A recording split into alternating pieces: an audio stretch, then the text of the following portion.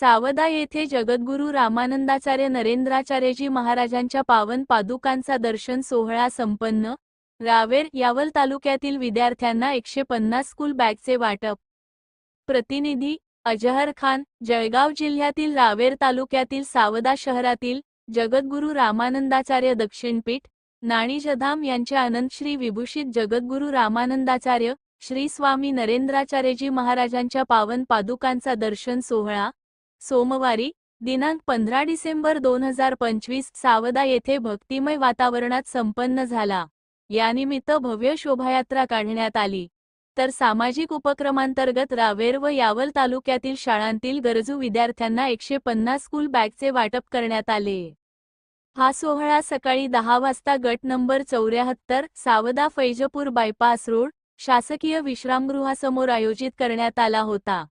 जगद्गुरू नरेंद्राचार्य महाराज संस्थानच्या वतीने आयोजित या कार्यक्रमाला परिसरातील हजारो भक्त उपस्थित होते.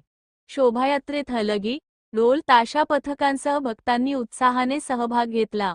पादुकांचे दर्शन घेण्यासाठी भक्तांची मोठी गर्दी उसळली होती.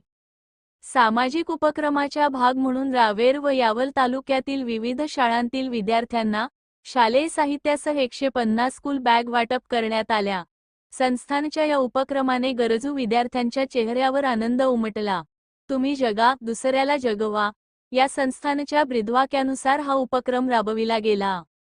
जगद्गुरू रामानंदाचार्य श्री स्वामी नरेंद्राचार्यजी महाराज हे वैष्णव संप्रदायातील प्रमुख पीठाधीश्वर असून नाणीजधाम रत्नागिरी हे त्यांचे मुख्य केंद्र आहे.